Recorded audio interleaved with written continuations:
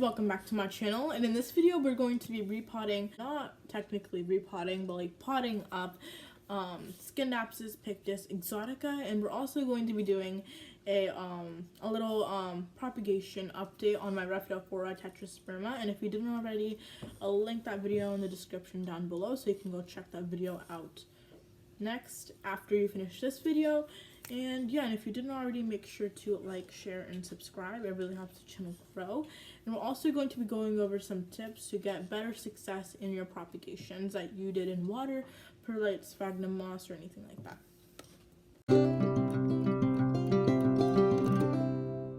So I have all of my Scindapsus Pictus cuttings over here. And if you're wondering how I rooted these guys, I rooted these guys in rainwater. And these are my first Scindapsus Pictus Exoticas, so I did not take them off of another plant that I have. I actually got these from a hotel, and make sure to ask first before you do that. And so basically, I rooted these in rainwater because they seem to have some sort of potion that helps them grow really fast. And not really potion, but they really tend to grow a lot faster if you root them in rainwater. And it's winter right now, so it's harder to collect rainwater. So if you can source rainwater where you live, definitely recommend that because it has all the minerals that they need to root really quickly.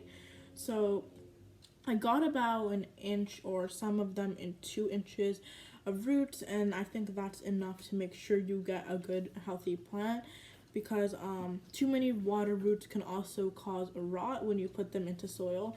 So make sure you don't grow too many water roots as well. The reason I knew that these guys were Scindapsus Pictus Exotica, because I didn't ask for anything, is because they have the variegation around the rims and not in the nerve or anything. On the other side, Scindapsus Pictus argyris has splattered variegation. So yeah. Soil mix, I do have regular Miracle soil mix. I didn't add anything because Miracle Grow itself is really peaty, so I thought that the cuttings would kind of enjoy something really moist for them. I'm not going to add anything much, but yeah, good enough perlite for a cutting as well. So this is going to be the soil mix I'm going to use, and make sure you just floof it up a little bit so it's nice and airy as well. I also have some rainwater over here that I'm going to water it with, and yeah, try to match the water that you use to root your cuttings in, as it's less of a shock for the cuttings as well. Make sure it's room temperature. And yeah, rainwater also help the roots grow faster in the soil as well, so I'm using rainwater. I have like jugs of it collected downstairs. And I'm just using a regular plastic pot. Now let's get started. So I'm gonna get the pot and I'm gonna put it inside and kind of lower the angle so you can see something. There.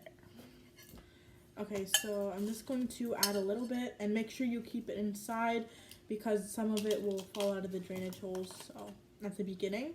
So just add some at the bottom. Like that.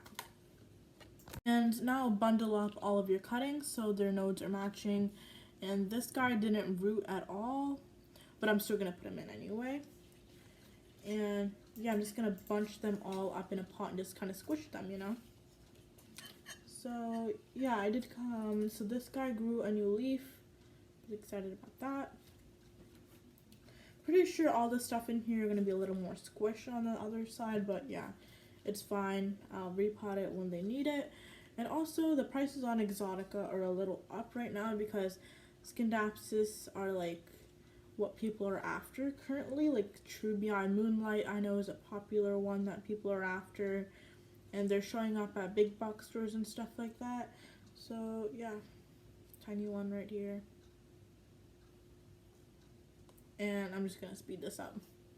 Have them all in here now, and I'm just going to hold it together like that, and I'm just going to hold it and then go to the soil, and then I'm just gonna cover it. And I'm just not gonna squish it though, because squishing it will just cause the roots to crack, and they're still pretty young, so I don't want that to happen. I just have soil all over my knees, which I'll have to vacuum, which I do have the vacuum right there. And around the plant, just top fill around the plant, and make sure all of the nodes are under the soil. And yeah, I'm just going to continue top filling a little more, and this node just came out. The rootless one came out, so yeah. Gonna have to dig it back in a little bit more. And I'm just going to add a little more soil to cover that up.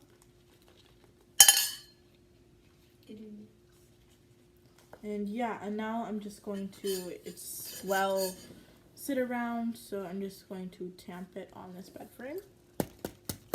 As I water it, I'm going to make sure that as the soil drains through, new soil is going to obviously hold a lot more water than older soil. I'm going to make sure if any parts of the node or the roots get exposed, I'm going to backfill with more soil to ensure that it's nice and moist for the first 2 weeks. And then after they start putting out 1 to 2 leaves, I'll go back and I'll make sure that they get an airy potting mix. So yeah, just going to water with this rainwater until it drains out of the bottom hole, completely saturating all sides of the soil.